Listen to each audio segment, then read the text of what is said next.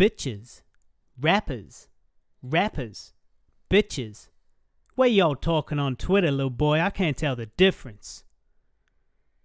Welcome along to the Guy and Harley podcast. My name's Harley Neville, and that was Oliver Francis. Cool. My name's Guy Pigden. Twitter beef, eh? Yeah. Got some Twitter beef. Evidently. Now, it's been a wee while since we've had a show. What have you been up to? It feels like a lot has happened since the last episode. Quite a lot has happened. So this is a problem. I've actually had some pretty interesting Uber stories happen, and I was like, I have to talk about this on the podcast, and now I've forgotten them. Didn't write them down. Time has elapsed. You've got to write them down. You see my notes? They're very extensive. Yeah. Well, I don't have time to write notes at the moment. I'm too busy shaping the minds of tomorrow. Too busy being Michelle Pfeiffer in Dangerous Minds and teaching the youth of tomorrow. But I guess we'll talk about that maybe a bit later. What's been going on with you, man? Your extensive notes. Let's dive in. Well, look. Where do we start? I guess we start at the beginning of this carefully, this completely off the top of your head bit. No, that you have not at all prepared or pre-written to sound more intelligent than you perhaps are in real life. That's not what I do at all. No, that's what all intelligent people do. They write it down and pre-rehearse it. But I did happen to, but I did happen upon the price of lube recently. Okay. And I was shocked because it was worth several 100% more per litre than petrol. Which it was $14 for on special for 200 mils, and I couldn't fucking believe it because that's $70 per litre. Now, I'm going through several litres a day here, people. Okay? My OnlyFans account is blowing up. OnlyFans.com/hairynavel. And I do it all. Gaping, fisting, glory holes, prolapsing. I've got an old friend of mine, construction worker. His name's Hemi. He comes around twice a week, claps my cheeks on the live stream. And then on top of all of that, consumption, in my own time, I like to fill up my gumboots and squelch around the bedroom, like sort of singing and wanking and stuff. So this is extortionate because wanking is a basic human right. Okay? It's a necessity. It has its roots in evolution. Wanking is older than humanity. Our forebears did it before us. It's literally inherited behavior for our species, Homo sapiens, from before we were Homo sapiens. And I insist that the government subsidize personal lubricants effective immediately. And on a serious note, I think that somebody should send a petition to the government, because how is a person to form a loving and healthy sexual relationship with oneself when the basic necessities for such love are priced beyond the means of the average wanker? It's classist. You think Trump ever runs out of lube? Never. No fucking way. A man should not be denied a good wank on account of his financial worth. It's undemocratic. Every citizen should have access to life's most basic necessities. Okay? So I'll stick to my budget Marge, thank you. It hasn't seen me wrong yet. I'd use palm oil, but it's bad for the orangutans. So, I'm a conscientious masturbator. But anyway, so I noticed that a countdown the other day. You done? What? Just getting us started on the first topic.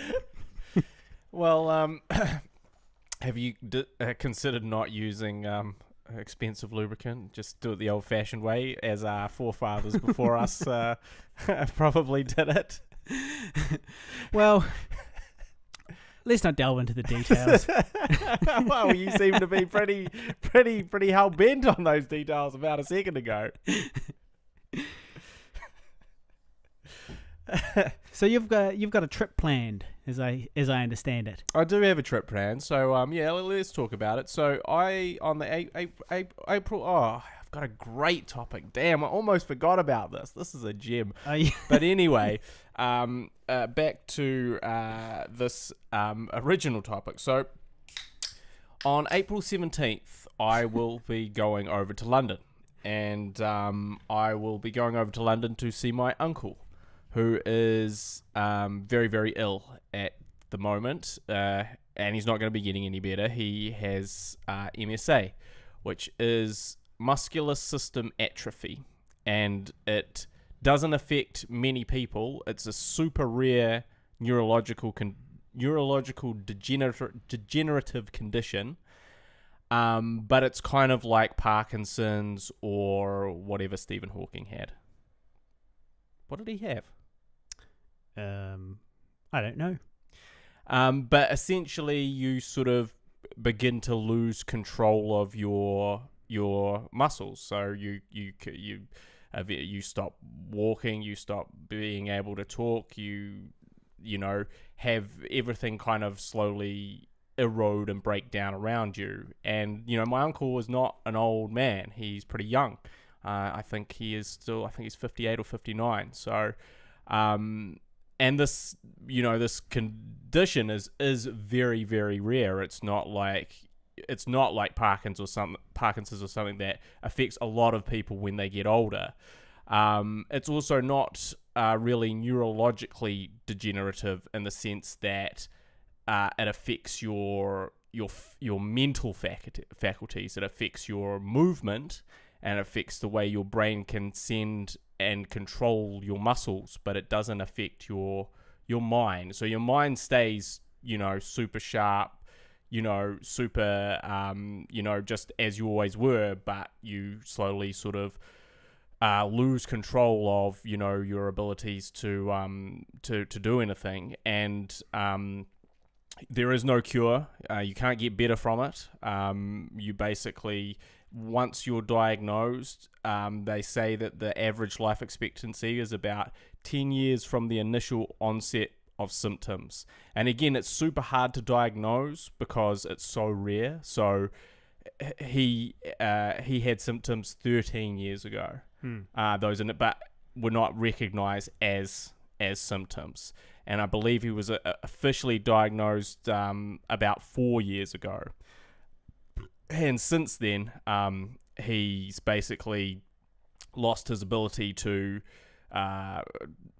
So he's now completely wheelchair bound. He can only sort of, I think, just move his hand a little bit.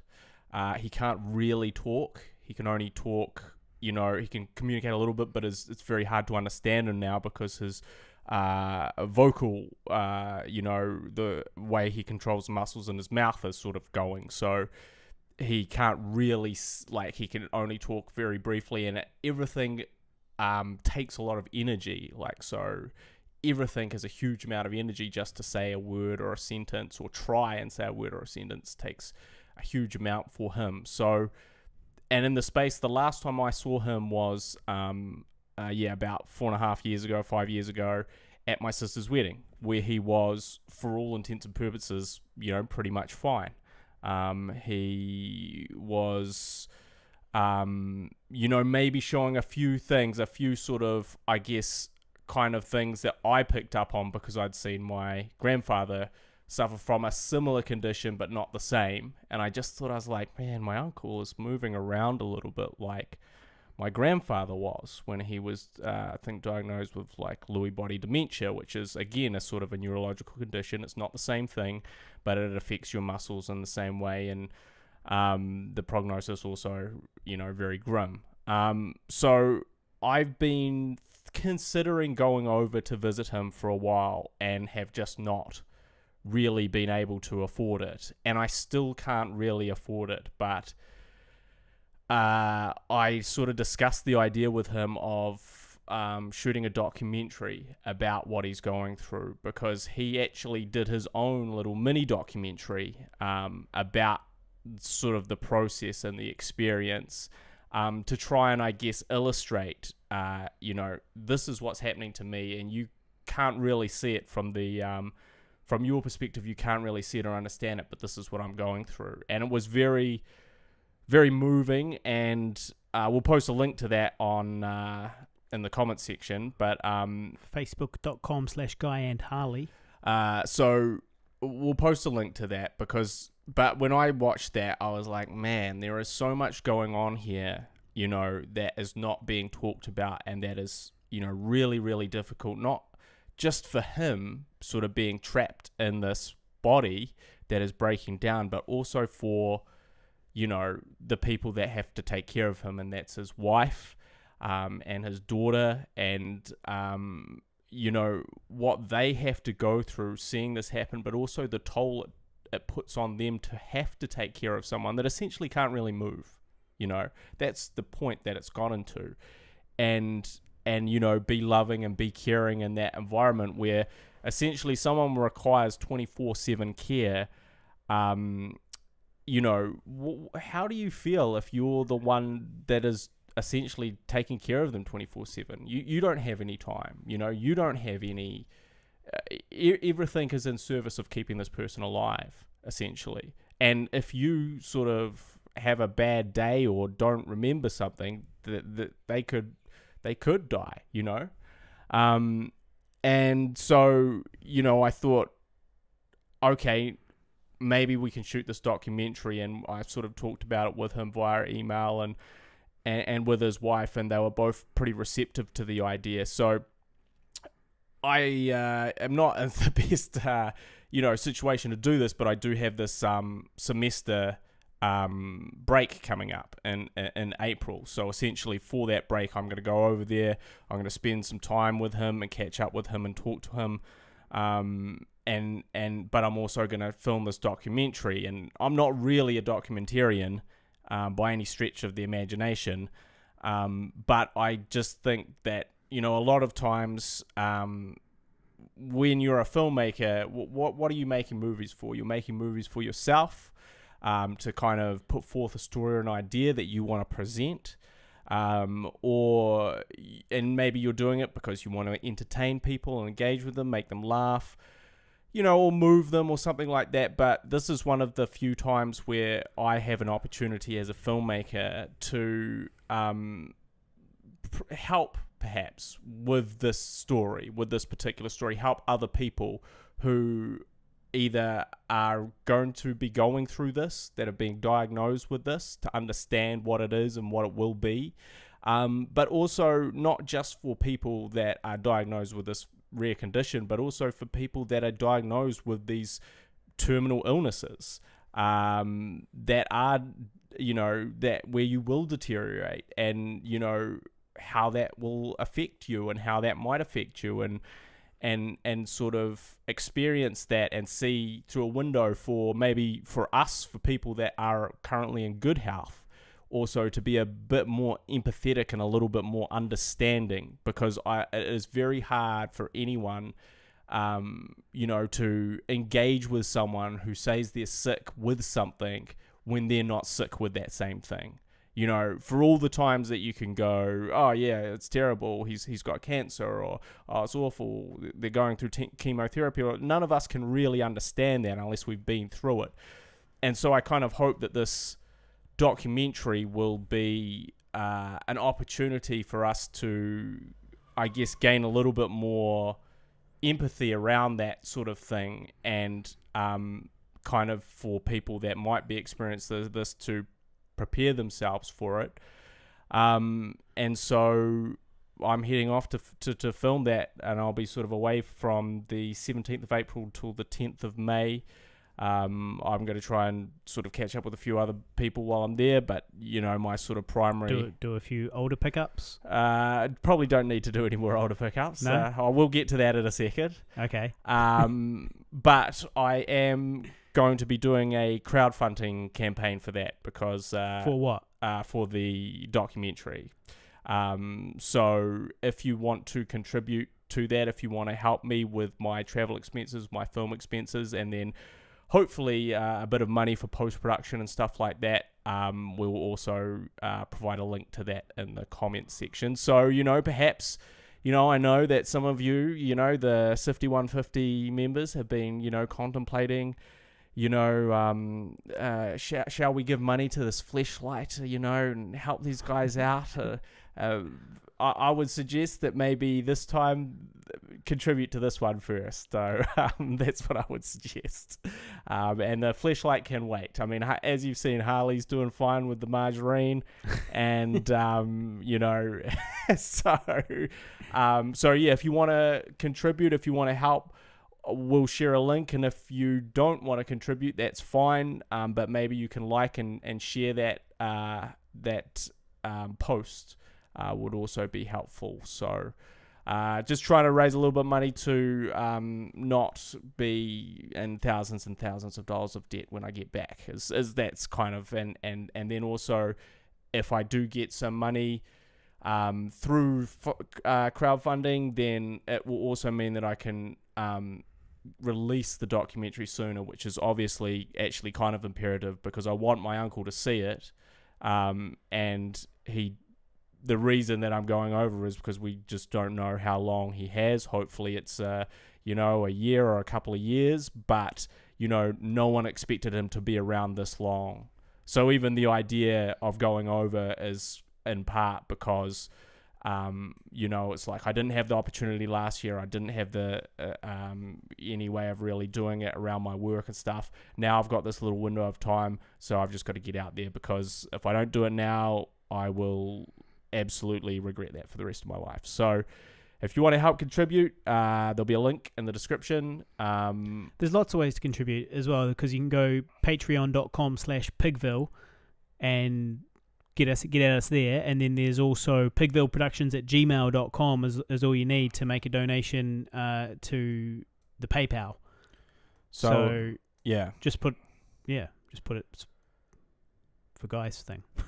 So yeah, just comment doco or something like that, right? So presumably you can do that. So we know not to spend it on beer. Yeah, exactly. yeah. Because we just bought some beers, we know not to get the next round of beers. Guy has literally never bought beers. Not never, but almost never for this show. I am the resident beer stockist. The guy's sitting there right now with two big old beers in front of him. Tasty beer. A Tokyo Dry. That's high quality lager. Yeah. All funded from the Harley Neville Fund. So yeah, I mean, patreon.com/Pigville. So yeah, that's what's sort of, I guess, at the forefront of my mind at the moment, and I'm just figuring out exactly how I'm going to film that, and how also, travel insurance and camera insurance, and bringing my gear over, and excess baggage, and lithium batteries. Guess what? You can't take lithium batteries on a plane anymore.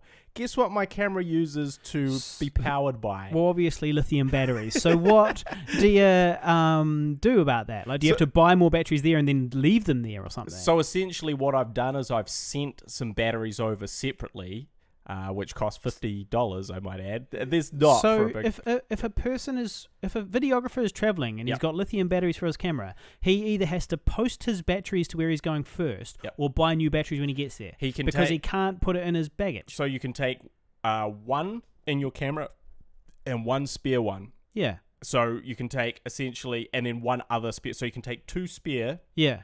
And one in a camera, right? Yeah. But also, lithium batteries power all my lights. So I'm going to take one in my camera, one spare, and one spare other one will be what my carry-on is. I've sent about 6 over. Well, what's the fucking deal? Do you think it's volatile to have that much lithium in one place at one time or something? What they believe is like it's an explosive risk or something like that. Like, just having that much lithium together, it could spontaneously combust. You could have a pile of batteries which burst into flame at some point. Yes, which I guess presumably has happened at some point. It probably happened with larger batteries than the batteries I'm taking. I guess you've got to be careful. But, obviously that's the thing, is safety first with these airlines. So I'm also flying Air Malaysia. Which I guess I'm grateful for, I suppose. Well, speaking of flight safety, I'm also flying Air Malaysia. So Good luck. I've disappeared over the Bermuda Triangle...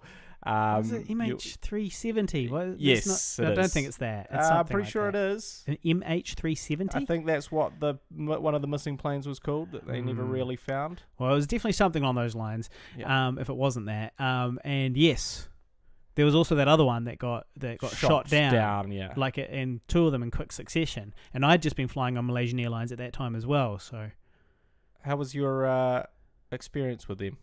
It was all good. I had no issues. Good food? As I recall, I don't recall any issues. Beverages? As I recall, but I don't remember the specifics. Live entertainment? I don't remember any issues.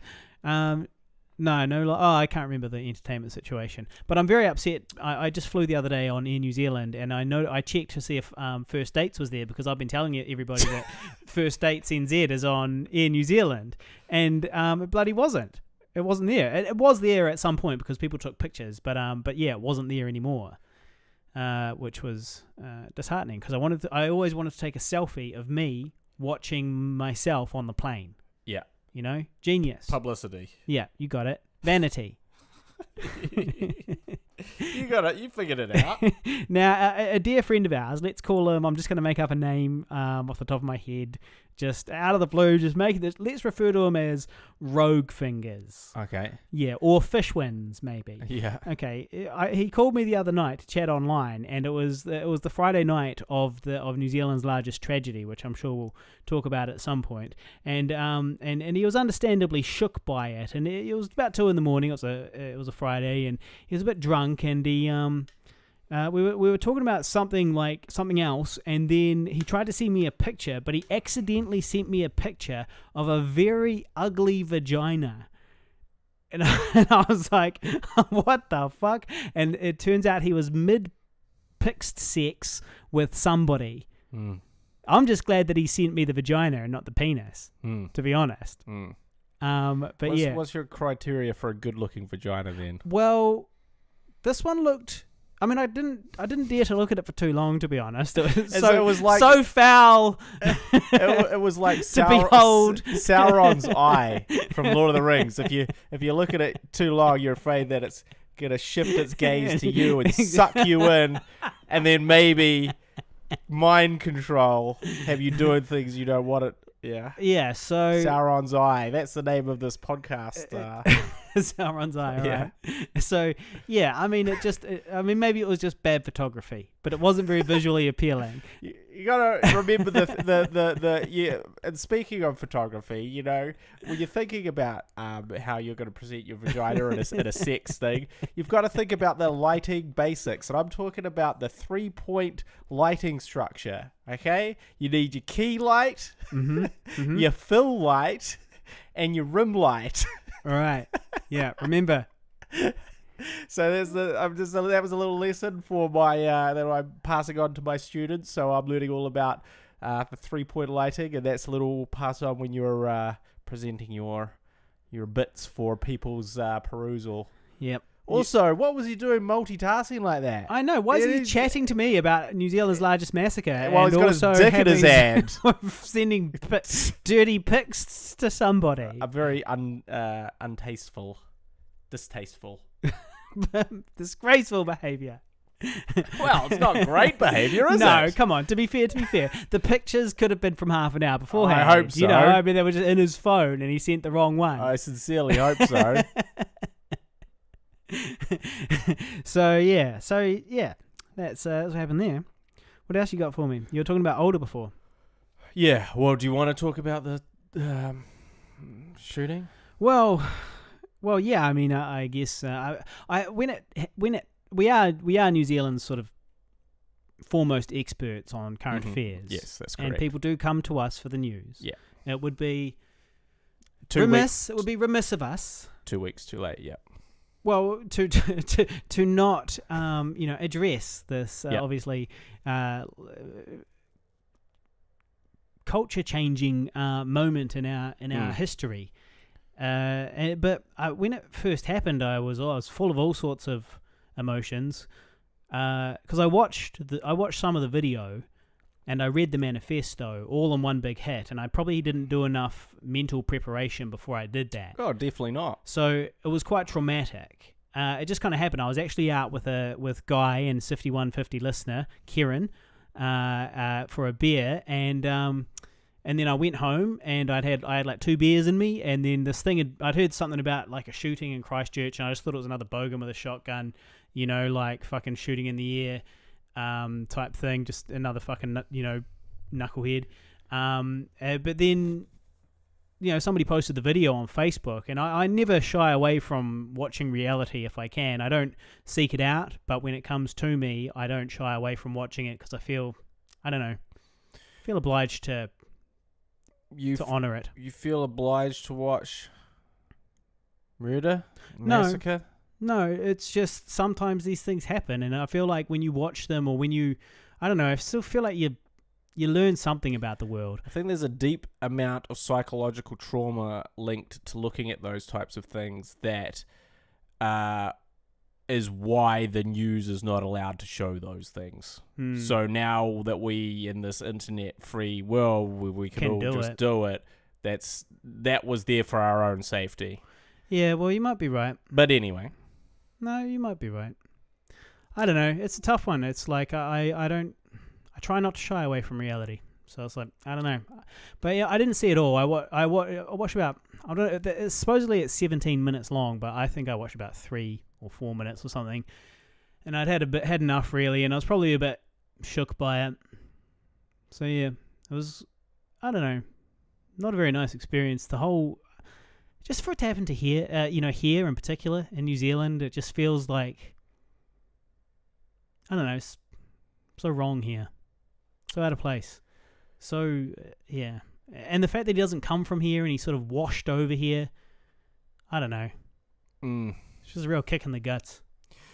Also, I mean, I think for all of us as New Zealanders, we said, well, terrorism is a problem overseas.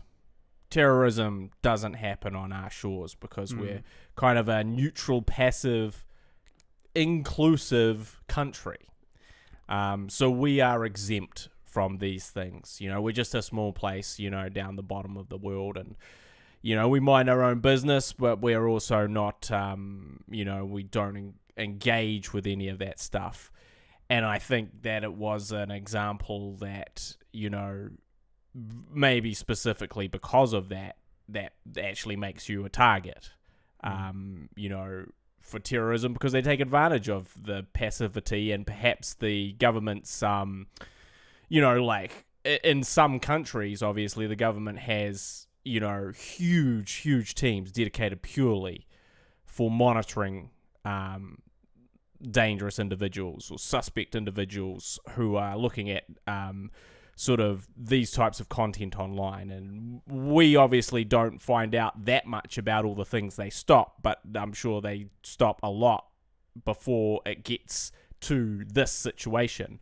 And so obviously that's something that in New Zealand that's never really had to be something that we've, although I'm sure we've got an anti-terrorist team and all that sort of thing in place, it's probably not as active as, many of these other places. But I think that, for me, at the time that it happened, I was just like, initially when they sort of talked about like maybe it being sort of 10 people killed or something like that, those first reports were coming in, and I was like, oh man, this is absolutely horrible. Like, I can't believe it's all the same reaction. I can't believe this is happening in New Zealand. But then when it got to 50, it was just, words really can't express, the level of, sort of horror and revulsion and disgust that you sort of feel when you think about that. It was also, so I was Ubering that night. So I went out and I was talking to all these people about it and listening to what all these people had to say. And it was a very sort of quiet, it's very sad night. So I sort of didn't I don't really think it sunk in right away. But then as I spoke with other people about it, I found myself being, sort of, quite deeply affected. And, obviously, I do think that it has been a positive response from us. In terms of how it's been dealt with, and in terms of how we've reacted, it has been very Kiwi in the sense that it has been a lot of the things that we say we are. Yeah. It's evidence that we are some of those things that we think we are. Yeah. Which is great. It's great for all of us. Yeah. And but it was also, another, and I think you said this to me, and I thought this kind of sunk in with me quite a lot, was that you were like, if you were a dog and you were, that guy's dog, and you were watching him, basically you'd just be watching him on a computer for 2 years, and then he'd go off and commit this horrific act. Yeah. But to the dog, nothing happened. To the dog, he just saw this person sitting at his computer, basically absorbing and sort of validating this horrific concept in his mind. And it has had, some pretty... And you also said, like, things are going to change. Well, they have changed. Like, the gun laws have tightened up and stuff like that. But actually, it has been more widespread. And what... I also read another article which talked about this being the first case of a true internet terrorist. As in, he was sort of... And I know that the terrorists have used the internet to communicate before, but this is an internet terrorist in the sense that he was... and obviously, this is the case for other terrorists, but a true internet terrorist in the sense that he wanted to spread his terror, he was sort of... He came to this decision through what he was doing online. He then used his online presence to document this thing for it to have the most wide-reaching, most horrific impact it possibly could. And his ideas behind it, he wanted to be spread through the internet. And so they were saying that that's what makes this, this unique thing. And again, sort of ironically, I'm doing digital media and design. And we talked about the sort of negative aspects of social media, or the dangerous aspects of social media, and this kind of maybe perhaps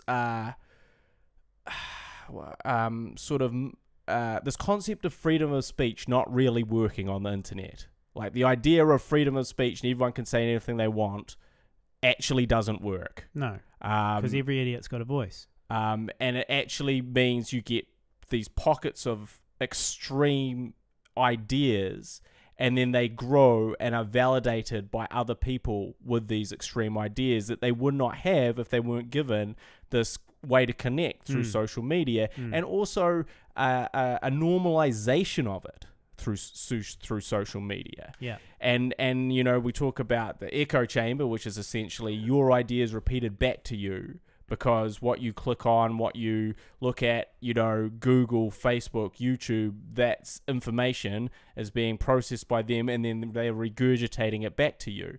But it's also how, someone with a sort of who may be, slightly or maybe quite a lot racist is then led to more racists. Yeah. In a really... And every single day, the same shit pops up in your news feed, and it's reinforcing that shit all the time, all day, every day. And, unfortunately, and like on a sort of lower degree, we had our flatmate, we've talked about many times on this podcast, who's super sexist and maybe... much hated former... who's super sexist and maybe racist. Yeah.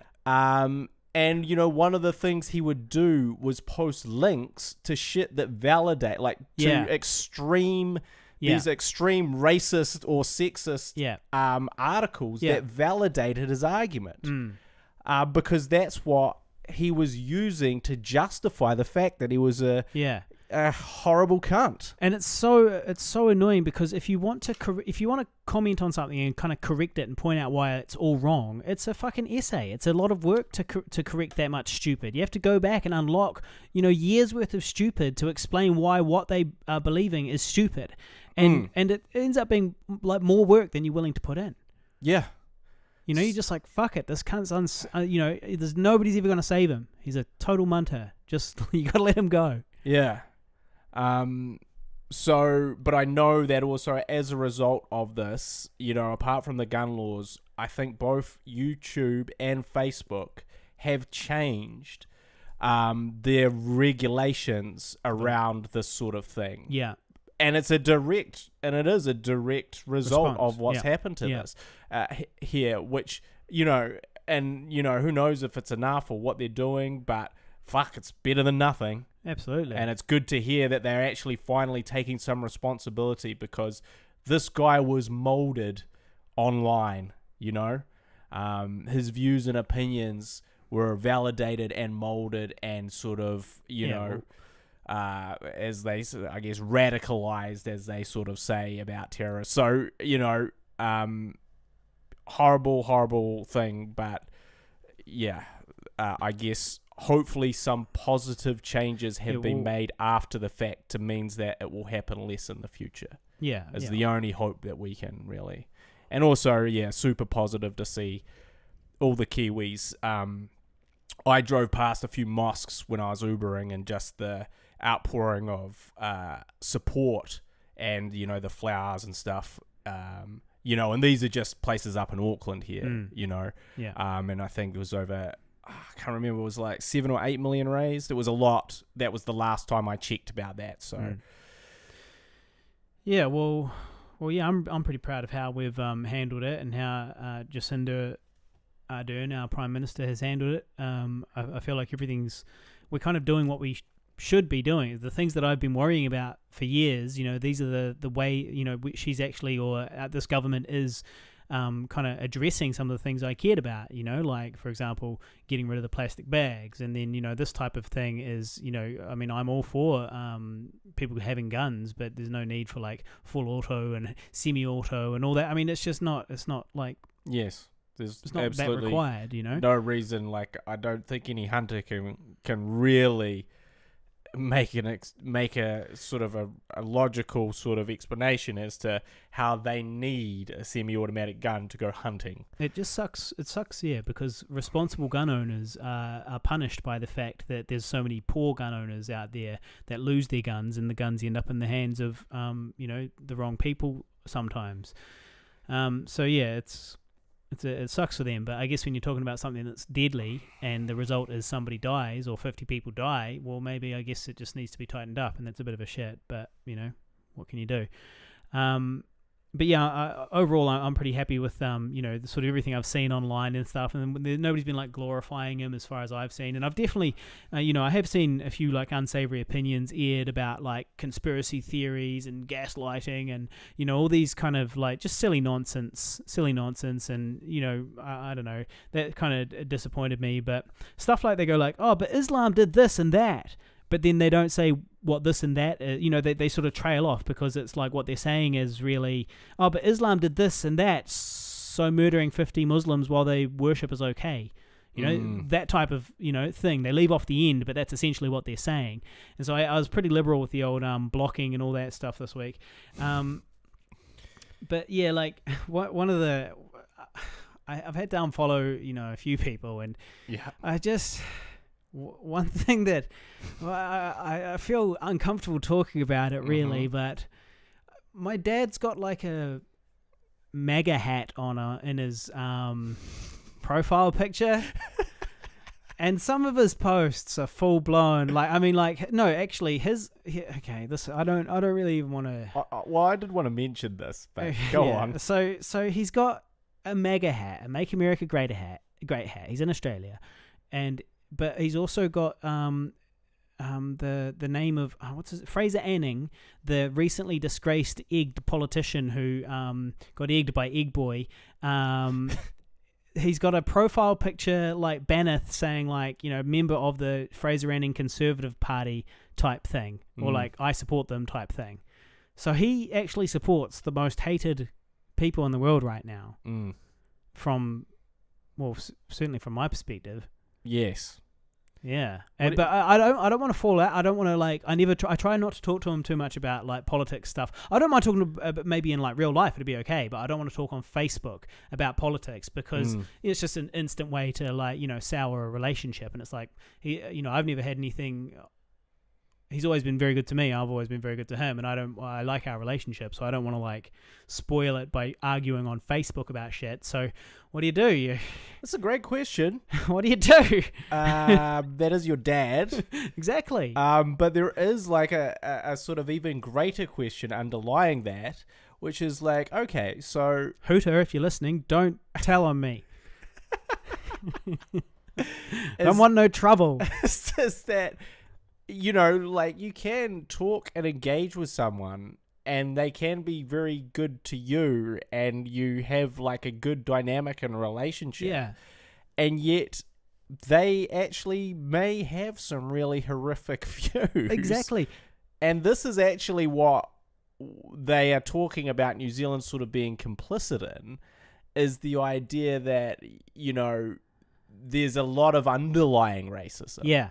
Which there is, I agree with that. Which we do not call out because we, as in me and you, two fun-loving white guys, two fun-loving privileged white guys don't have to experience. Yeah. So we kind of talk with these people because, you know, racist people are human beings too, right? Yeah. And so they can be very nice in other respects. But you shine a light on that part of things, and suddenly it all falls apart. Yeah. Because and you know that's the thing. Also, you don't know about how people were raised, because I do think that a lot of sort of racism is ingrained from how you're raised.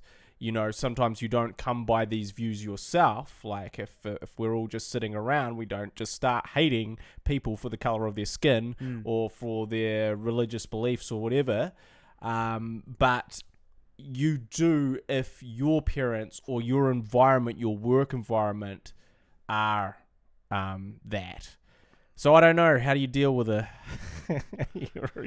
I'm not sure what you want to do. You need to maybe sit them down and look over a cup of coffee and go, look, dude.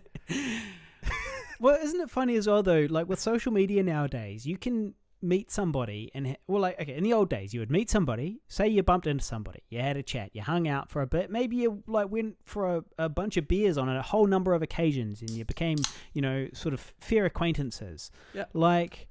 You would never know necessarily about anything, you know, you wouldn't know that much. Nowadays with Facebook, you go and you have a look and you go, oh, yep, that person's a racist, or that person's a this or that, if that's the type of stuff that they're posting.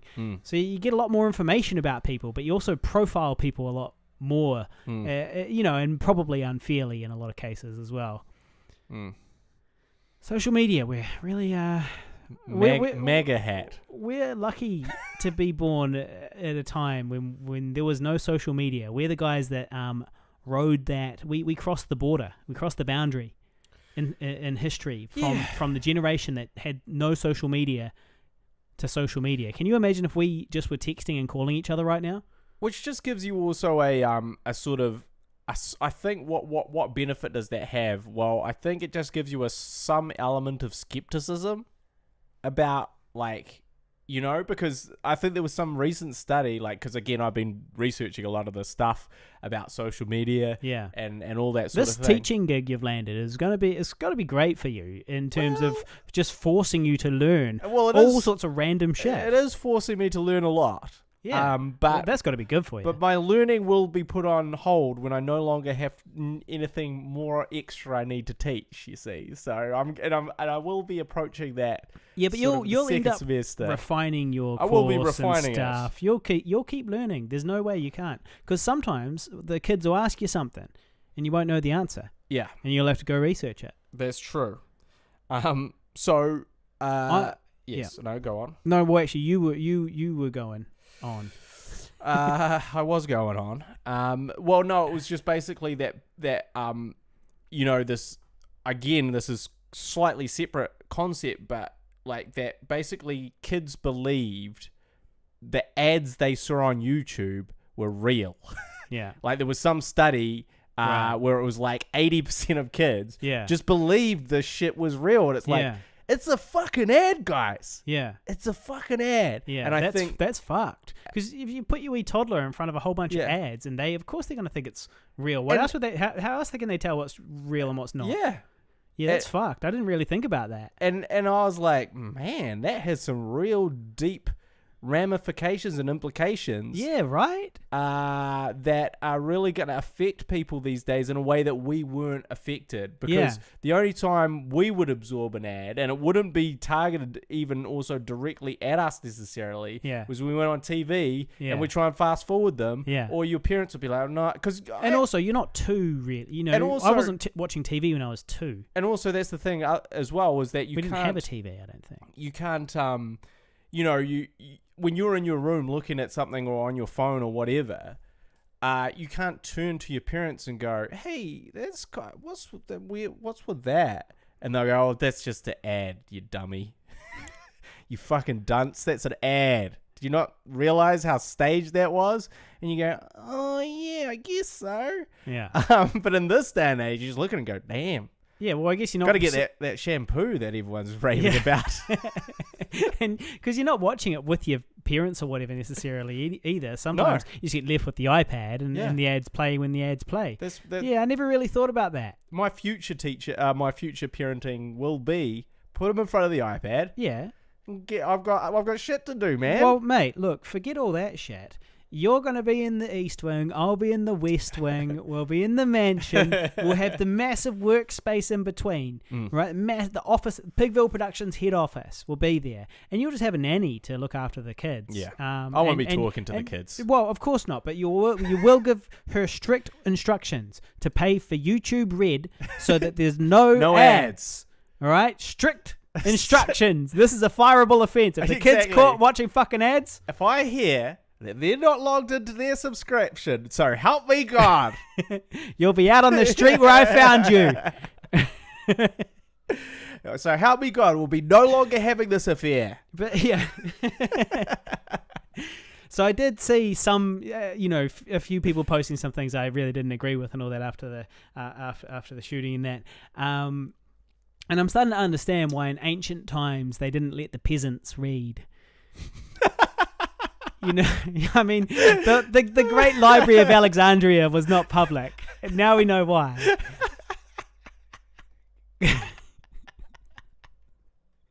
It's a good line. Yeah, it's a good line. I'm great. So I posted a status about the whole event on the day of the shooting.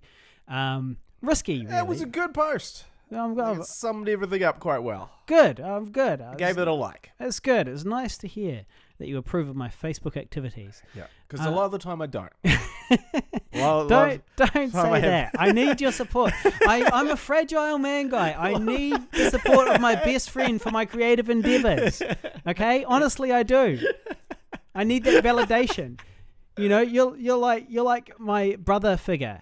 I need to impress you. Okay. So you know, and I need that support. If my best friend's not behind me when I'm posting something, how can I post to 4,000 fucking people that thing? Yeah, if my best friend isn't there. I was tempted to share it, but I was also like, I don't want to talk about it. I'm just not going to comment on it. Yeah, because there's nothing that I could possibly say apart from this fucking 15-minute rant we've been on. Yeah. That is really going to be... Yeah. That's really going to sum up anything. I was not going to contribute. That's what I thought. I was like, nothing I say is going to contribute. Yeah. So it's best not to contribute at all. Right. And I was like, I'm an expert on all things, and I think I should contribute. Yeah.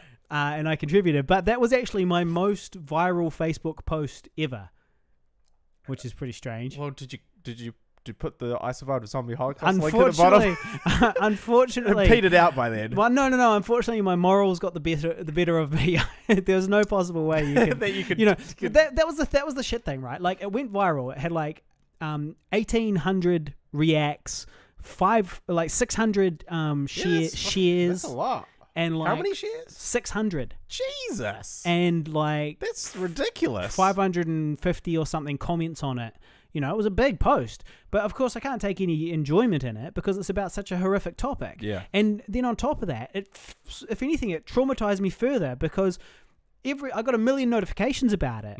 You know, about this big event, which was already heavy on my mind after having, witnessed it essentially.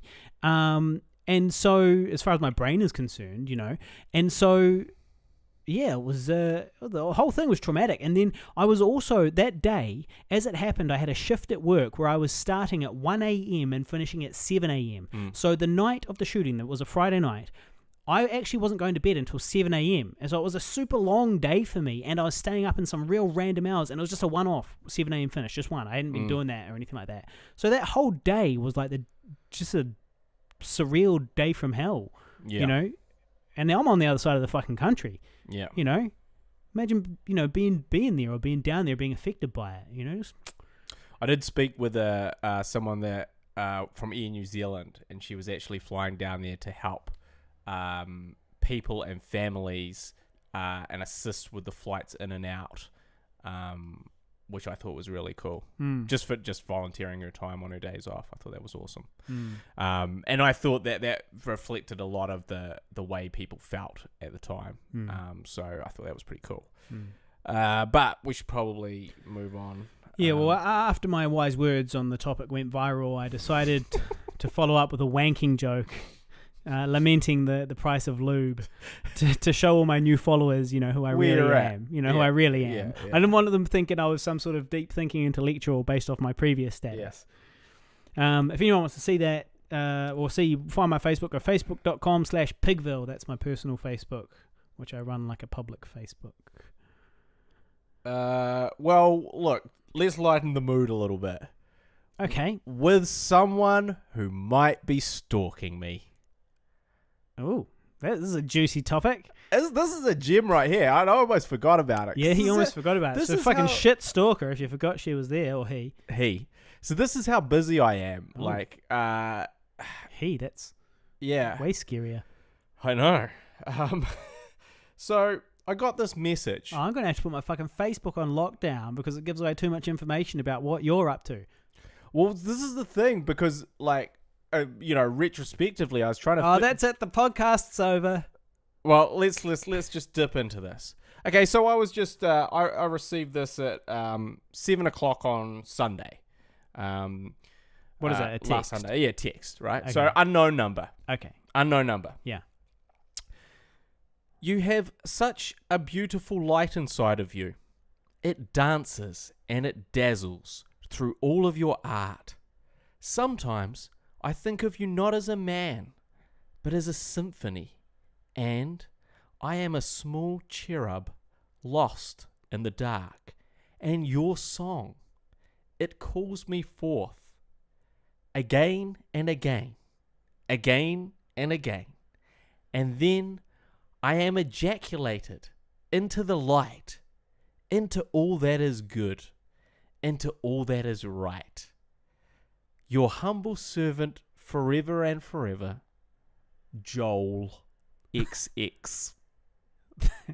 That is beautiful, Joel.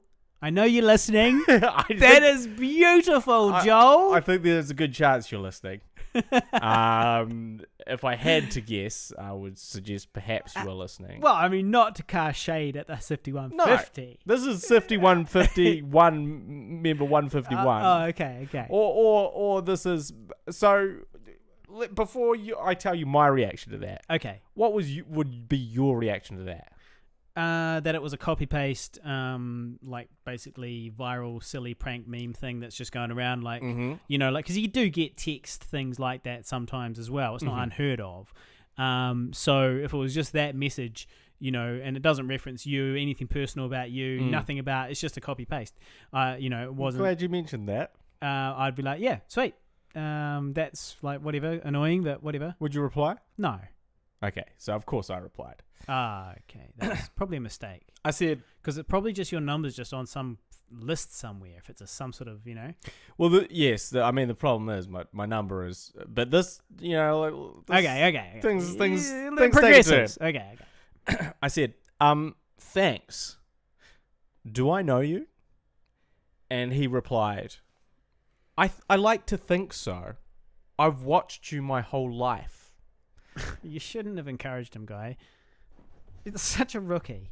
Such a rookie. And well, look, this is my first stalker, and it's true. It's your first. I really know. Oh, it's his first, everybody. Sorry. Okay.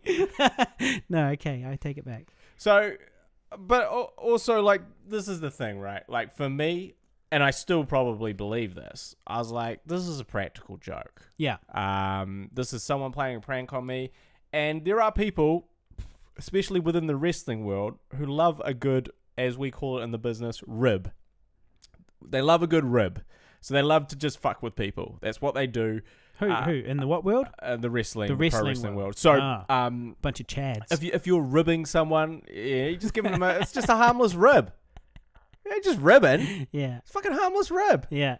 And I was like, automatically, my first thought was, okay, this is one of my wrestling friends fucking with me. Yeah, that makes sense. And I still leave that as the most likely thing on the table. Yeah. But, and also when he was like, I've watched my whole life, I did want to kind of interject and be like, oh, how fucking old are you? If you've but anyway. I didn't. So right then, at that point, in my mind, I was over it. I was over this prank by one of my pro wrestling friends. Yeah. I was like, this is not that funny. And also, I'm so fucking busy. Yeah. I was like in the middle of working when I got that text. Yeah. And I was just like, oh, fuck, whatever. What the fuck ever, bro. Like, cool. This is such a dumb prank. Yeah. I can't wait to, catch up with them. And they're all kind of chuckling in the corner going, hey, get any interesting text? Joel? Heard from Joel lately? And I was like, oh, fuck, this is dumb. Yeah. This is so dumb. So anyway... That same night, okay, so that was at 7 p.m. At 7 p.m., that's what I received at. Now I receive a follow-up text, except this text comes through at exactly midnight. Okay. Exactly midnight on the dot. Okay. And I was like, and this is what she says. Now that midnight hath struck, dear Pigden. Oh. Okay, so he knows my surname. Okay. You're in luck. Without further ado, I would like to formally invite you to my birthday party.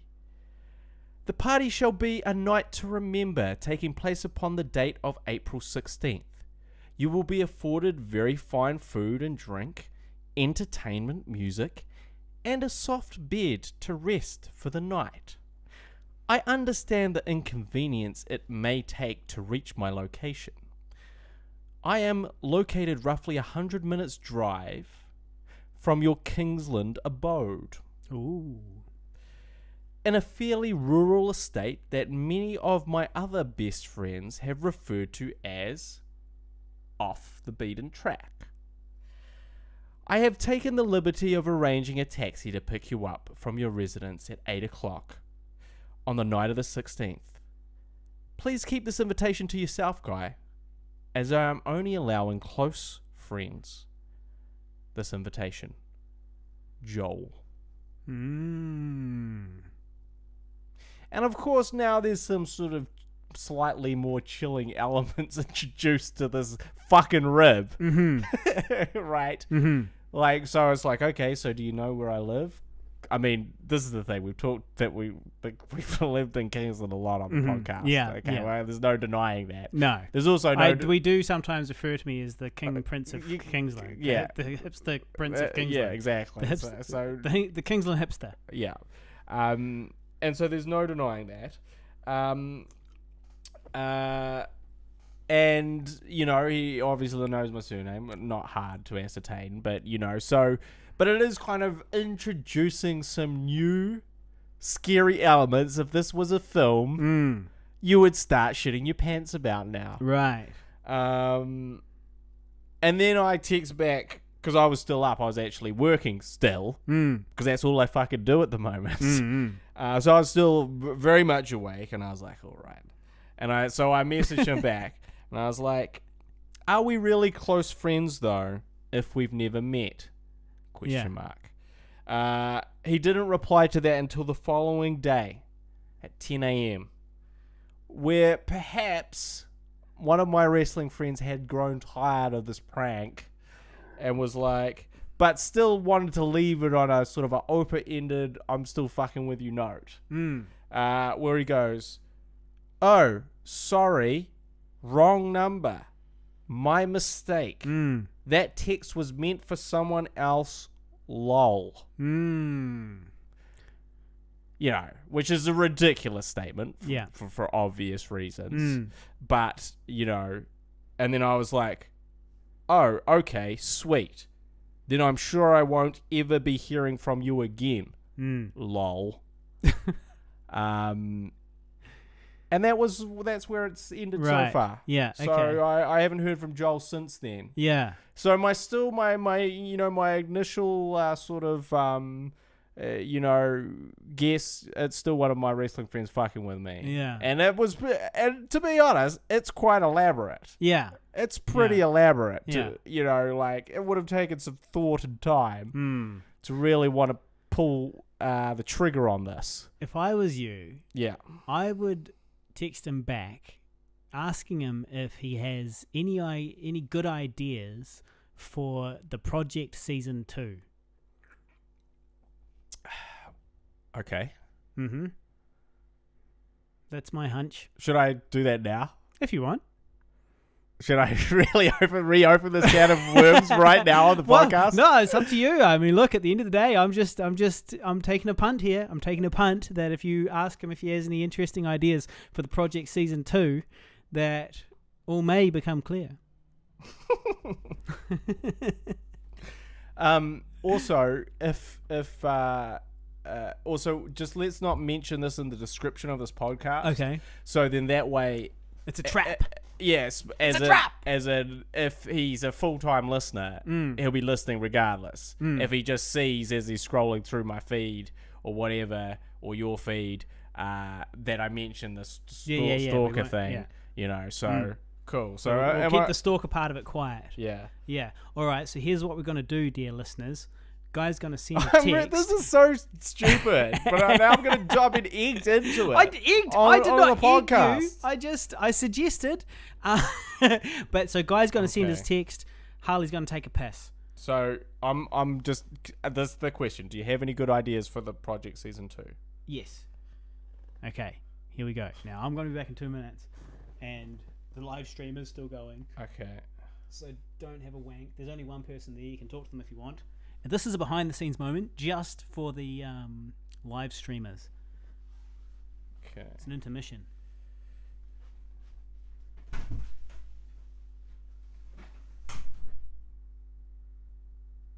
So I'm just sending this text now to my friend, my quote-unquote alleged stalker friend. See what he comes back to with.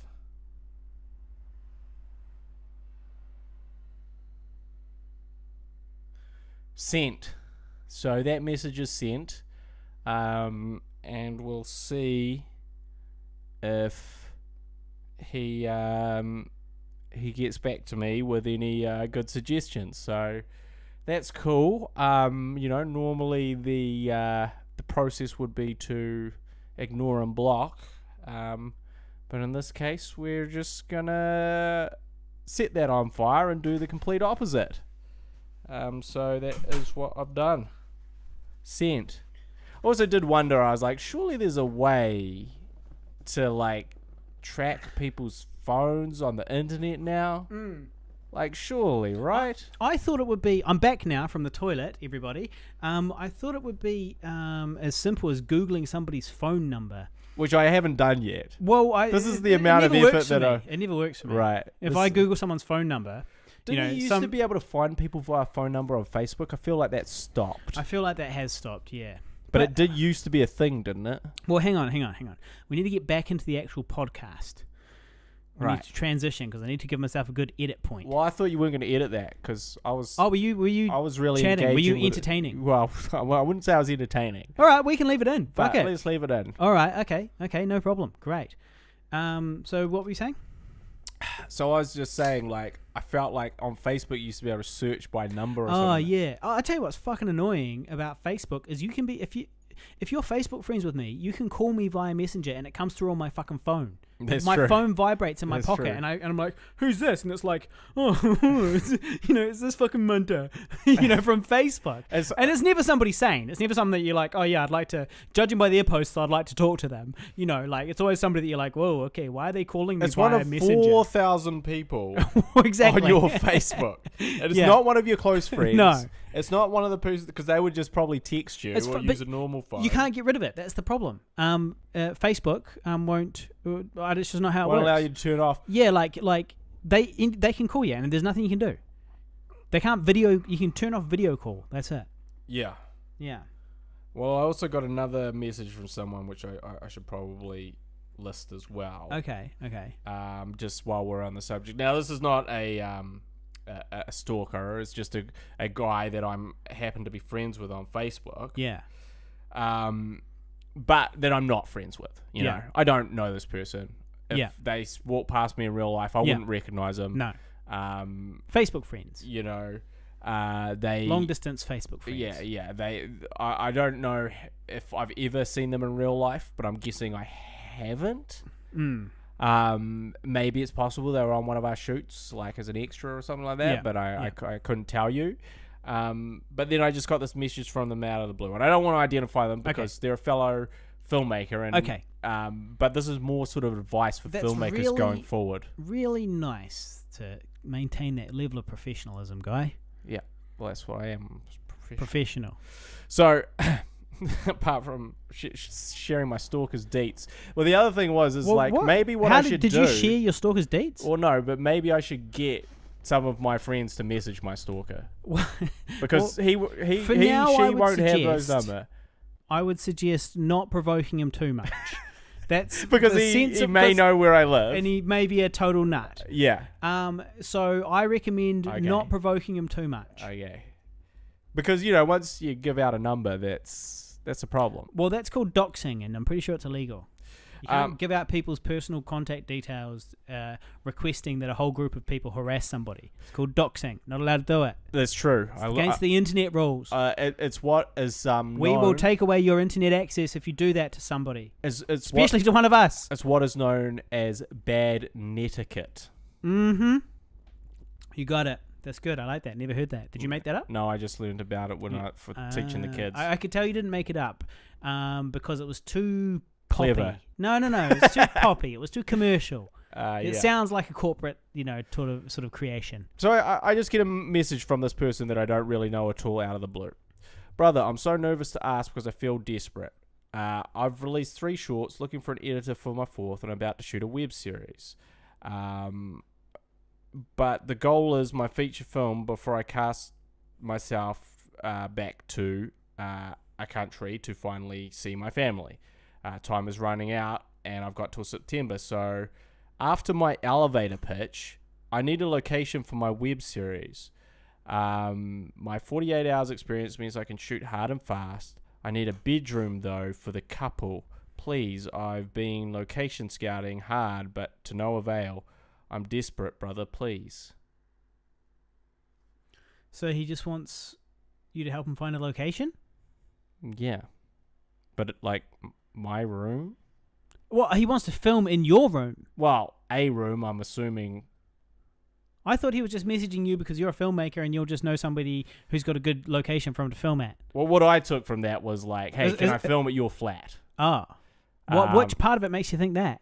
Well, I guess it's not specific, right? I was under the impression that he's just asking you to help him. He really needs a location. He's just looking for a bedroom. And he knows you're a filmmaker from this country, from this city, and you can probably help him. Right. Well, I took it as in can I use film in your room, your flat? Yeah, and you'd be like, "Fuck that!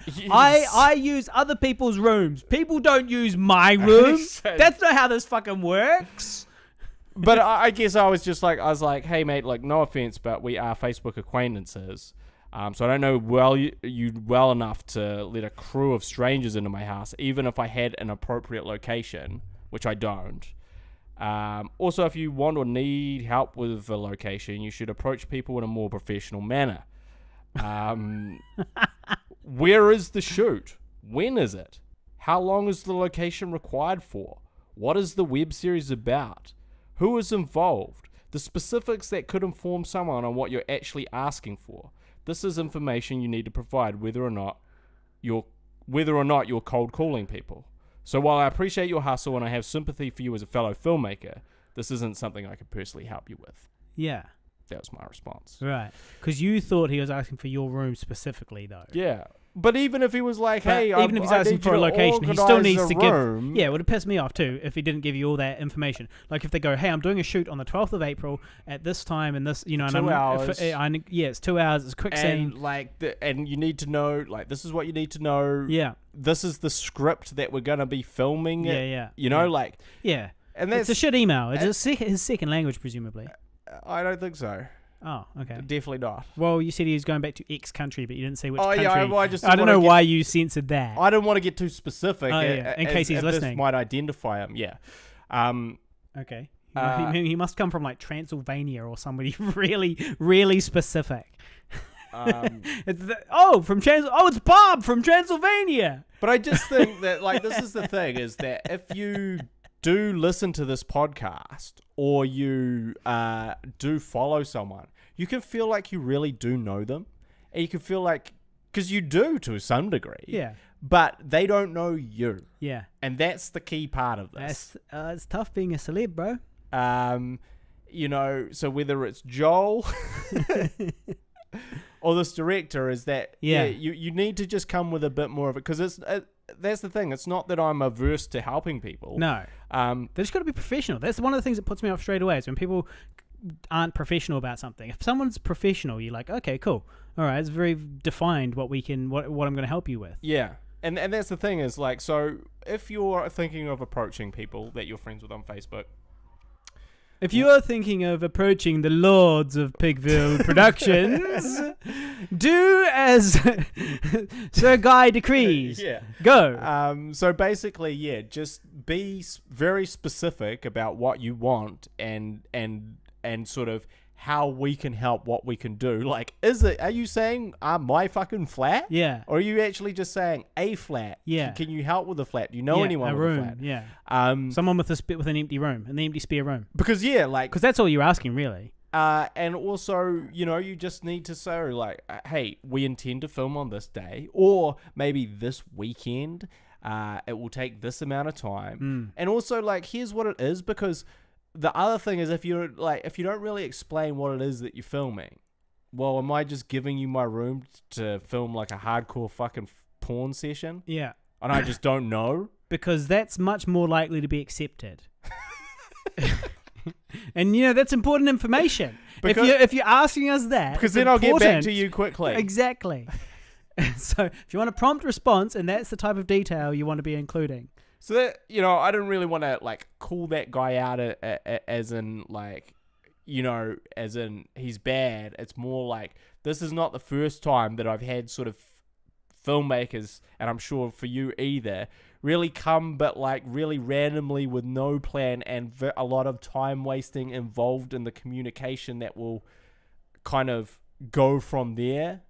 As in, you've got to waste a lot of time actually now getting back to them and go, okay, well, tell me what this is about, and all these things that you didn't give the information for, and what time did you plan on, and all this stuff. You're taken from my day. You're taken from my day. And it's like, look, if you're going to these people, like, especially, for me, like, I'm working a lot. I sort of made a promise, like, after my 70 hours a week at the end of last year, I was like, I'm never doing that again unless it's for a film. That's cool. If I'm directing a film and I'm doing 70 hours a week, love it. I'll be there. Fucking Christmas. But I was like, I'm never doing this again. And then I started. You'll never be doing a film if you work 70-hour weeks. Well, exactly. And then I started this teaching job specifically because I was like, this is going to afford me so much more time, so much more freedom. It's going to be great. Like, I don't have to worry about struggling, and doing all this stuff, and I can take things at my leisure. Blah blah blah blah blah. And then what's essentially happened is that they still haven't paid me. So I've been working for a month now. Yeah. And by the time I actually get paid by them, it will be sort of 6-ish weeks. Yeah. Who doesn't get income in 6 weeks? Yeah. It's obviously it's going to be hellacious to have to work at your other jobs purely so that you've got weekly income to cover the rent. So essentially, I'm actually working 2 full-time jobs because one of my full-time jobs has not been paying me. Well, what you need, mate, is a fucking cushion. Yes. A cash cushion. Yes. That pays your rent, That would have been 4 sweet. weeks, 4 weeks ahead of. They call that a runway. Do they? Well, that's what I do. I pay my rent like way ahead. Saw it on YouTube. Living as a minimalist. Yeah. But one of their things was like, you need to have a $1,000 runway. Yeah. Now the thing is that $1,000 would have lasted me like a week and a $1,000 is bit. not enough. You need way more. Well, he said he goes start with a $1,000. Was this a Kiwi? Is this No, a Kiwi? no, it was No. American dude. He's like, start with a $1,000. So the economy's different. Let's start with a $1,000 runway. Yeah. That's just to take care of like bills or you need a filling or whatever. Yeah. But then try and push it to $10,000. Yeah. Like That's that sensible. should be the ultimate goal. That's sensible. Because then no matter what, when you're between freelancing gigs and stuff like that, you've always got that to go back to. Well, just to keep the bills paid. Keep the fucking lights on. Yeah. Yeah. Well, that's what you need, mate. That is what you need. Have not had a runway. So I'm back to swearing on doing what I never do, which is like working every day, 70 hours a week. I swear I'm never going to do this again. Well, I'm fucking doing it. Yeah. Well, the good news is that when you get paid, I will get it's paid. in time. It's going to be a lot, and B, it's good timing with like going away to London. C, I'll skip this tax year. Oh yeah, because the payment won't come through till after. Oh yeah. April. So so that's another little highlight. But yeah. Basically, it's just going to pay for my plane tickets and shit. Yeah. Yep. But I just thought I'd mention it because I'm not liking it.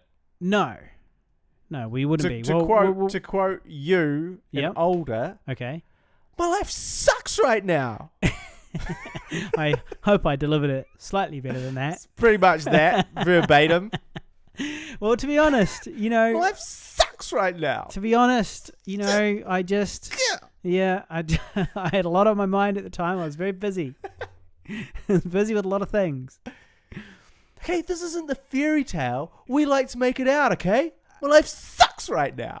Okay. Now, we've got an entire movie of you acting that I can mimic in a ridiculing way on this podcast. Oh, absolutely. Now, just to be clear, in front of the 5150, you do want to open that can of worms. No, look, I'm not ridiculing you. I'm just repeating what you said because that's my life right now. Right, okay. There's no ridicule. Oh, okay. It's Good. Just, I'm just saying that's what you said, and now I'm saying it in real life. Yeah, you better back up. Yeah. So. Well, speaking of older, we should just quickly dip into that. Okay. So you're actually wanted for some ADR at the next. I heard that one of our lovely loyal actors was called in on her birthday to do some ADR. Yeah. Good half day of ADR. A good half day of ADR on her birthday for Older, this unpaid project from 6 years ago. To be honest, I got quite grumpy when someone questioned that. Because we were at a birthday. You're like, what the fuck did you just say? Yeah, basically, we're on a birthday brunch, and someone else who's who we know, Helen, who helped on. Harrow, who worked on Harrow with us. Yeah. Where the fuck was the Nebs at this birthday lunch that the whole gang was at? You were in Wellington. Where was Helen was there, Alicia was there. You were in Wellington. Guy was there. You were in Wellington. All right. So otherwise, and in fact, Leisha was like, "This is an open invite to you both because I consider you twins or something like that." I was like, "Okay." Yeah. Don't do that because Guy is not good at necessarily passing along that information to me. I'm definitely bad at passing on vital information at crucial times. I will say that as definitely. I'm the brains of this outfit. They call me the Guy Whisperer. Yeah. Okay? I didn't make that up. Julie Clark made that up, our long-suffering makeup artist. Yeah. They call me the Guy Whisperer. So if you want to get something done by Guy, you should go via me. Yeah. So anyway, we're at this thing and she was like, she was like, oh, why do you have to go on your birthday? And I was like, well, it's, this is ADR. We've been waiting for this ADR. And she was like, yeah, but can't you just cancel it? And that's when I lost my shit. Yeah. I was like, look, listen, This film Yeah. has been 6 years in the making. Yeah. Okay? Now, this ADR is part of sound design that is worth $20,000. Yeah. Which we are not paying for. It's been done for free. Off this people's good time. Yeah. Okay? $20,000. Like, that's not fucking chump change. Yeah. And I was like, so you expect us, and this, to be honest, this audio, this sound design has been put off time after time because we have to do it in the gaps when they're not busy. And they're always busy. Yeah. So there's one time, so she's got to take 3 or 4 hours out of her day. Now, how much of that did you actually say? Most of it. Yeah? Probably I wasn't quite as hyped. Yeah, did you... But I said about the $20,000. Did you have a Harley Neville-esque irrational explosion at somebody? I think that I was very grumpy and abrasive in my reply. Yeah, that poor girl, because she's a sweet soul too. She's a lovely girl. She's a sweet soul. She didn't deserve that. And she'll take it to heart, She did not deserve that. Yeah. But I guess what I was Did you message her? No, I didn't message her. Oh, you bad man. I don't friggin'... I wasn't like... No, just send her a message and her. just go, hey, sorry if I was a bit grumpy the other day. Just a little stressed. I wasn't chastising her. Lols. But I guess what I was trying to illustrate was that, we all in the film industry ask for things for free. Yeah. And you got to take it when you can get it. And you got to take it when you can get it. And you can't this idea of actually, sorry. But today's my ritual celebration day. Today's my cool thing day. So I don't, so you want to give me how much is that studio rented out for in a day? I don't know, $1,000+. Well, so you got to give me $600 for free? Yeah, nah, this is my birthday. So hang on a minute. Hang on a minute. You back up the fucking drunk. Fuck Jesus, stop talking. Go and fuck yourself. What you mean is, thank you so much for coming in on your birthday. I understand it's a big sacrifice.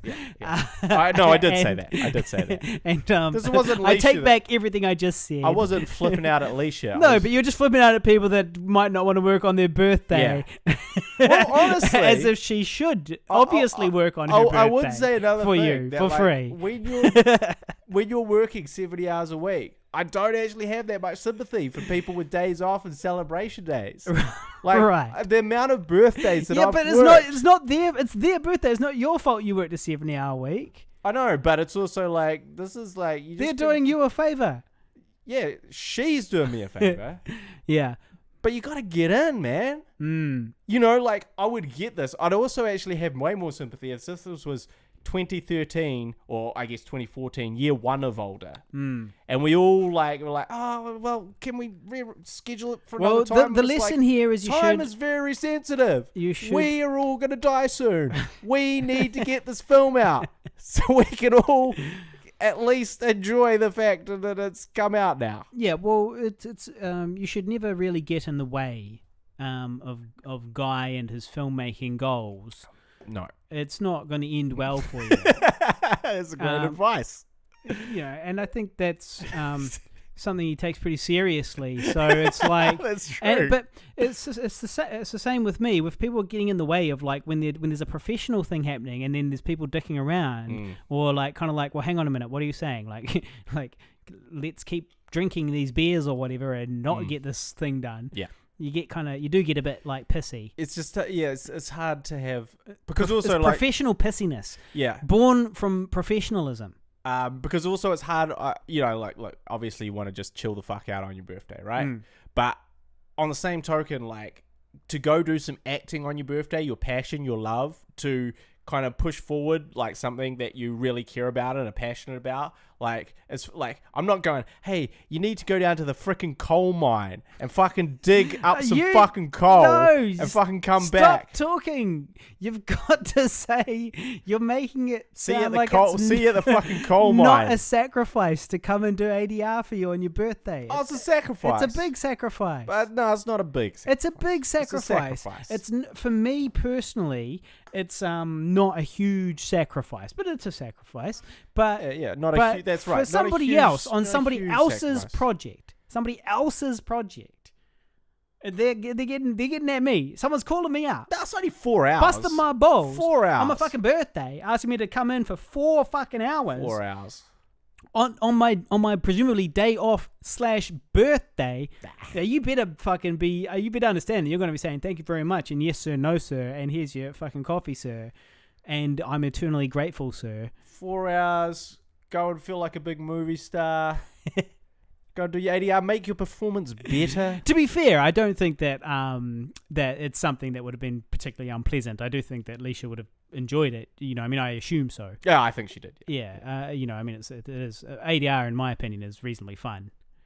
Oh, you can't wait till you get in the ADR booth. Well, you don't actually have much to ADR, but you will, I'm sure, manage to eat all of the snacks. I eat all of the snacks when I get there. I start eating straight away. 2 coffees. Because they have two coffees and a beer and all of the snacks. A beautiful place. Envy Studios, beautiful place. Lovely and they've got great snacks on hand. They have like little bottles of Coca-Cola that in a glass bottle that the receptionist brings in the fridge. Here. And she comes out and she's like, can I get you anything? Would you like a cup of coffee or whatever, a little Coke from a tiny glass bottle? And I'm like, give me that Coke.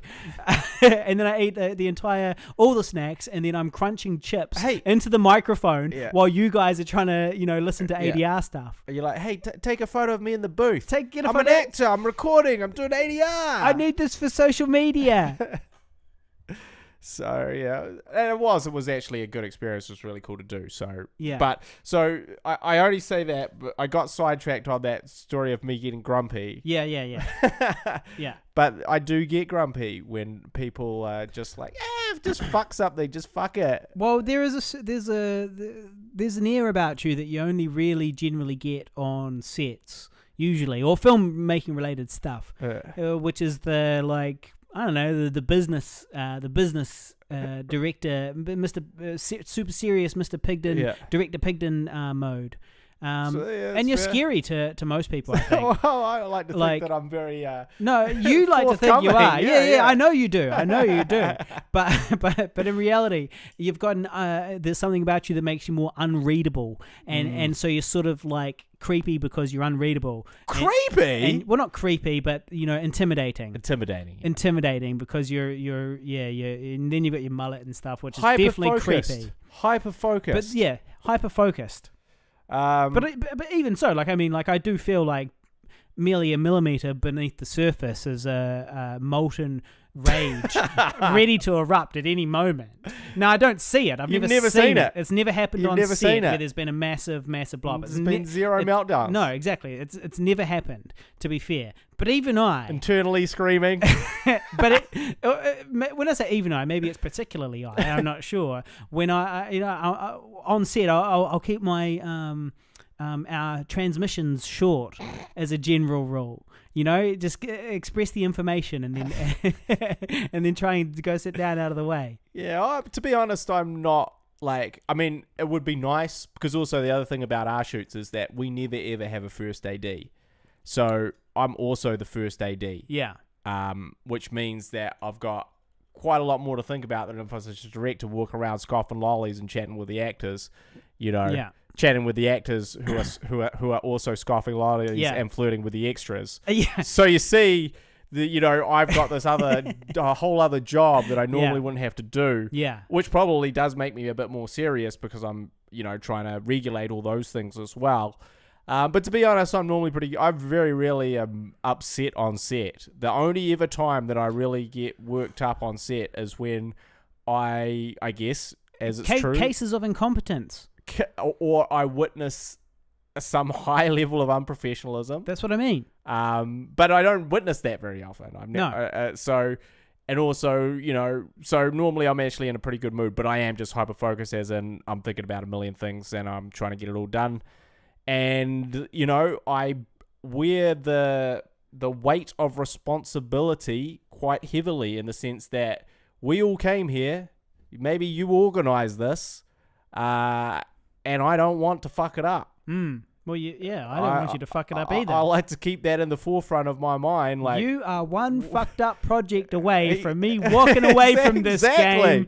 So I want to keep that, hey, if we are all here for free or for very little, and we're all fucking busting our asses, I got to make sure that I'm fucking on point, because the last thing I want is my buffoonery or incompetence to compromise what we're doing. So but really I'm actually, I can't, the last few shoots, there has been very few times that I've been I can't remember any off the top of my head. I don't I've really. been, The only one pissed off.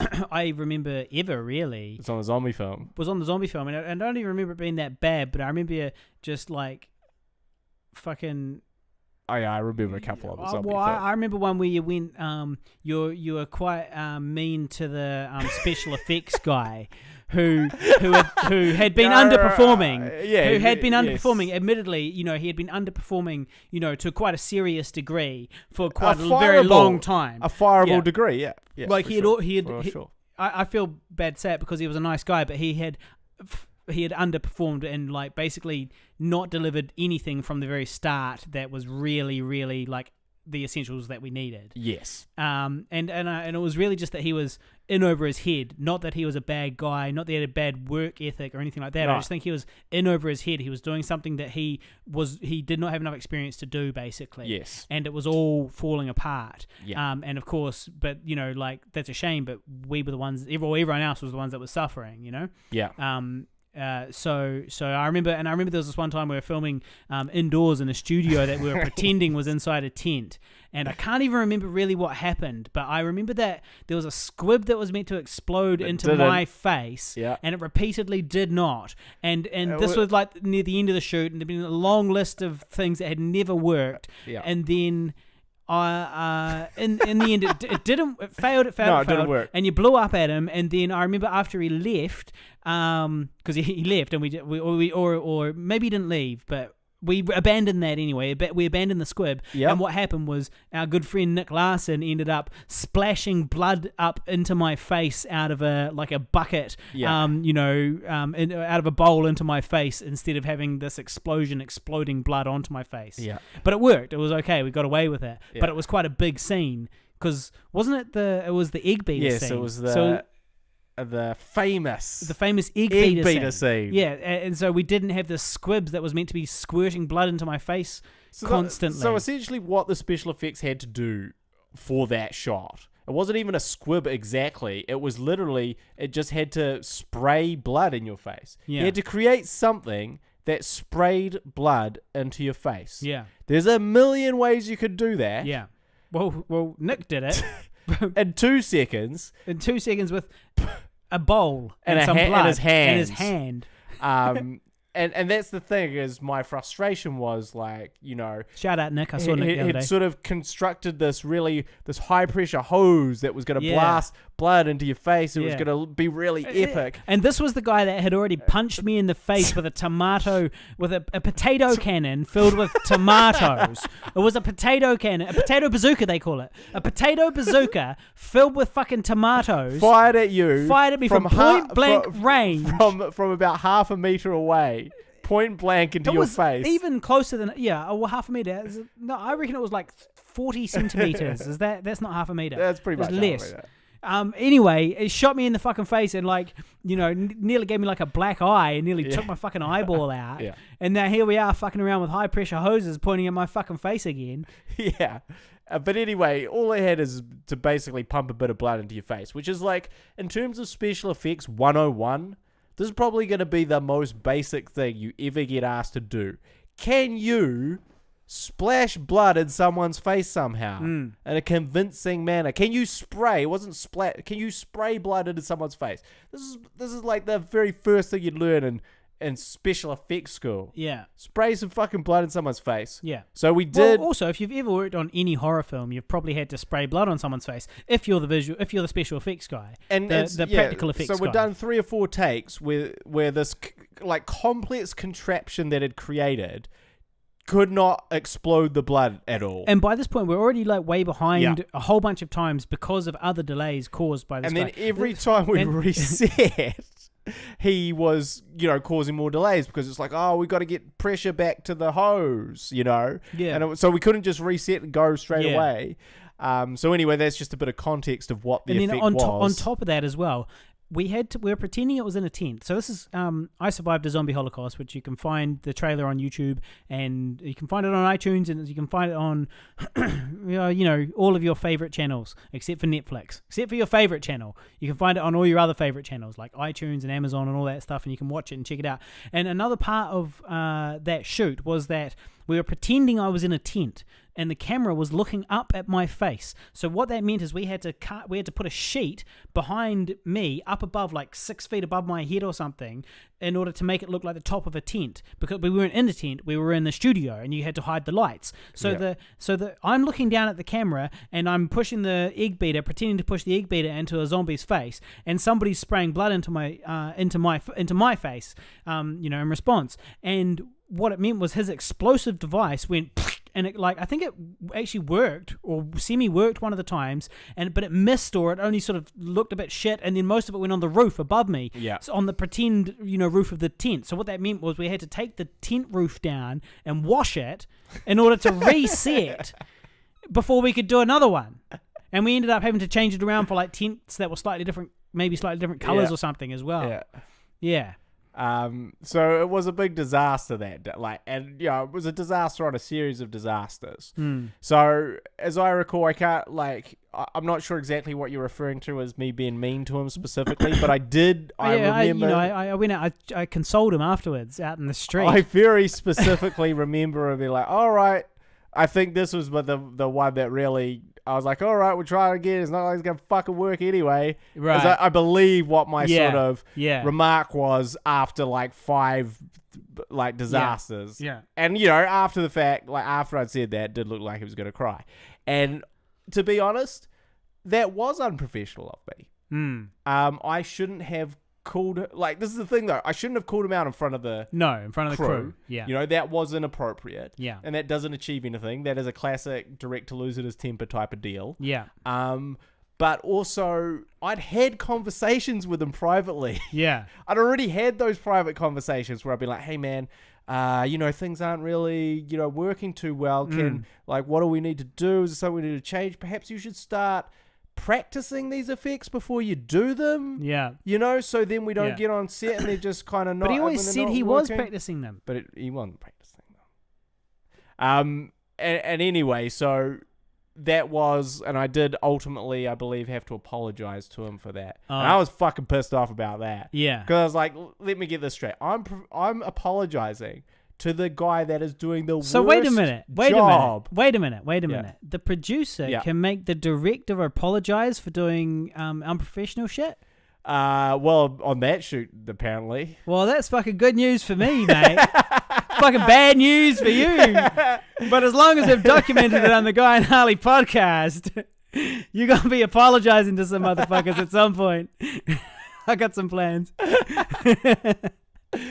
But they were like, the reason I had to apologize was not because the producer so much told me to, but because... But she did tell you to. She told me to, but she was like... She did definitely tell. I remember this. But she was like, he's gonna quit. Yeah. If you don't apologize. Yeah. And I was like, fucking let him quit then. Yeah. And she was Please. like, we've got no one else. And she was like, I've been saying this from the beginning. Yeah. And she was like, but we just don't have anyone. So what do you want? Yeah. You want to have no one, or you want to have a guy that does everything terribly and fucks everything up? And I was like, I guess a guy that does terribly and fucks every single thing up. How's that for a decision? Would you prefer nobody? But I mean, I don't know. It depends. Sometimes you might have been better to go, hey Nick, you're up. I think I would have been, in retrospect. Yeah. I would have been like, hey man, look, here's the effects we need to do. Yeah. Come up with some shit. I reckon he would have. You would just walk around scoffing lollies. I reckon he would have thrived as well. I think he would have too. I think he would have too. If he'd been plunged into that situation, I think he would have done a good job. Yeah. So that's Nick Larson, the art director of I Survived a Zombie Holocaust. Yeah. So we've got a question here. Art director. Yeah, he was the art director. Yeah. Yeah. So we've had a question here. But it was an hour ago. It goes, if you this is on the live stream, if you bring any character from the anime or video game world to the normal world, which one and why? That's from Master 69 Lucifer. Good question, Master 69 Lucifer. If you could bring any character from any anime or video game in the world, which one would it be? What you got anything there for us, Guy? Well, I mean, that's a big question, you know. I'd probably bring someone from one of my with video games as well. Video Damn. games as well, yeah. I would definitely bring in an anime or video game babe, 100%. Oh, well, obviously. So I'm not gonna bring in because he's not going to be hanging out with Ryu. That's the thing. Like I'm not gonna bring in Ryu. Like because some of my first go-tos was like, I'd hang out with Vegeta. Yeah. Do something like Vegeta would that. be so horrible to He'd be actually around. really annoying. He'd be so really horrible to be annoying. around. But now you've introduced a video game that's just very broad. Yeah. Maybe Sailor Moon. Yeah, that did occur to me. Sailor Moon. She could be or what was the one? Princess Mars from that same show. April O'Neil. April O'Neil from that's a comic. Really. No, it's a cartoon. Well, I guess it's anime. not anime. Oh, well, anime means cartoon. It's just Japanese for it. It's just a different type of cartoon. It's still a cartoon. The Simpsons, anime. Because it's animated. Yeah, I think that specifically means Japanese cartoons. Okay. All right. Video game, maybe. Well, she's definitely in a video game. Yeah, maybe. But I was referring to 1990 April O'Neil from the Teenage Mutant Ninja Turtles. I'd be pretty keen on Chun-Li. Pretty keen on bringing old Chun-Li in. Yep. Or maybe Cammy. Yep. So this question new challenges sort of devolved into which video game characters like to date? Do you want to fuck? Good. That didn't take long. I just gone a date. Chun-Li, Sailor Moon. He's definitely, there's an Asian theme here. I'm just trying to think of it. Well, for video game, Ares from Final Fantasy VII. She's a lovely girl. Did you see? I didn't pick Tifa. Yeah. Didn't pick old big boob Tifa. No. I'm after substance. Yeah. So Ares, you know. Okay. Yeah. Or maybe. I've gotten some good options there. What about you? Oh, Jessica Rabbit. Oh yeah. That's not an anime. That's right. That's right. Cartoons and animes are different things. Yeah. Okay. Well, in that case, my knowledge of anime is incredibly. Well, what about poor. video games then? So, maybe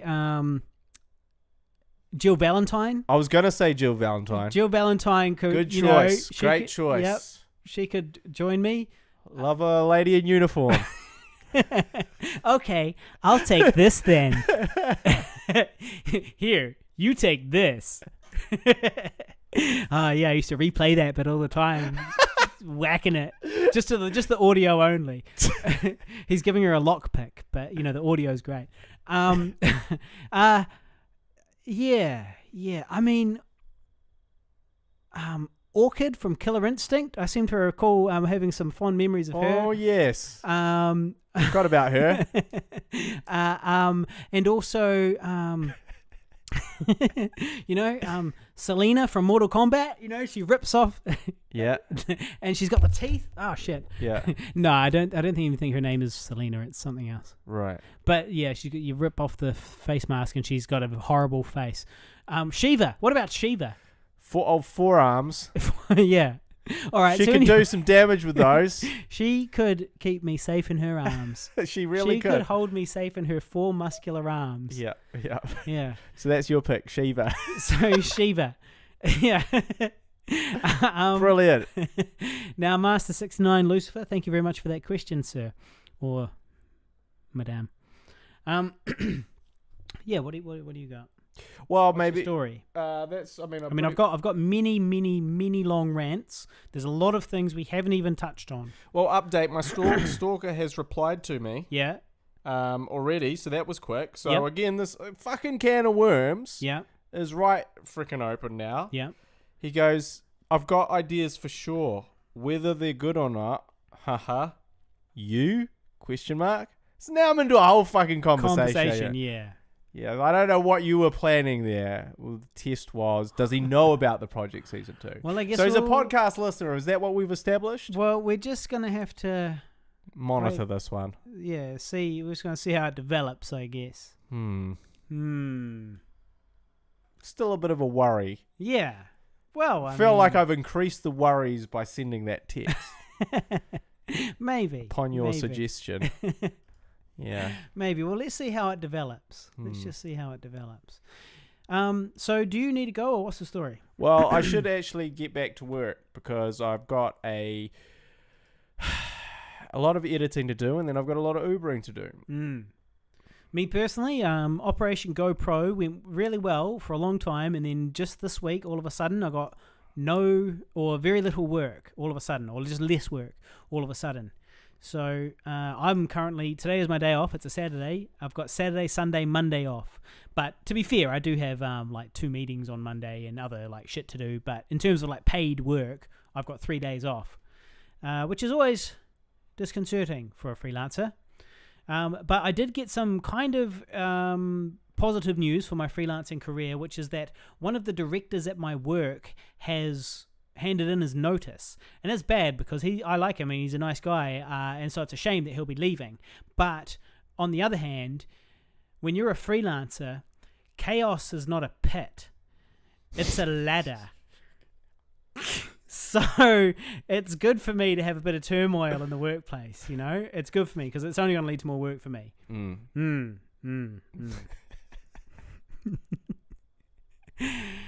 All right, well, if you have to go, I mean, I have literally like hours worth of hilarious rants from the last month. We haven't spoken about all sorts of things. Michael Jackson is one of the things we have not spoken about. There's all sorts of interesting stuff that has happened since the last, there's also some updates to Buzz on Bumble. There's all sorts of stuff going on, exciting stuff. But you, dear 5150 listeners, will have to wait until next episode in order to enjoy those. So, thank you very much for listening. If you would like to support us, there are a number of ways you can do so financially. Patreon.com/Pigville. You can also, if you're on the live stream, give us a tip down below. It says show us your tips. If you want to give us money directly via PayPal, you go pigvilleproductions@gmail.com. That's the email you need to put money into our PayPal account. And we will also share the GoFundMe page or whatever website you decide to use in the end. We will share it on the Facebook page, facebook.com/Guy and Harley. And if you want to support Guy's documentary, you can you can donate through any of those means, and they'll all go towards Guy's bills to get him over to the other side of the world, something which has been impossible for 99.9% of all humans that have ever existed. So it's quite a big to do. It's possible for me on Air Malaysia. Yeah. So if you guys like to contribute, you can. Otherwise, thank you very much for listening. Hit thumbs up, hit subscribe, all that stuff. Good night. See you later.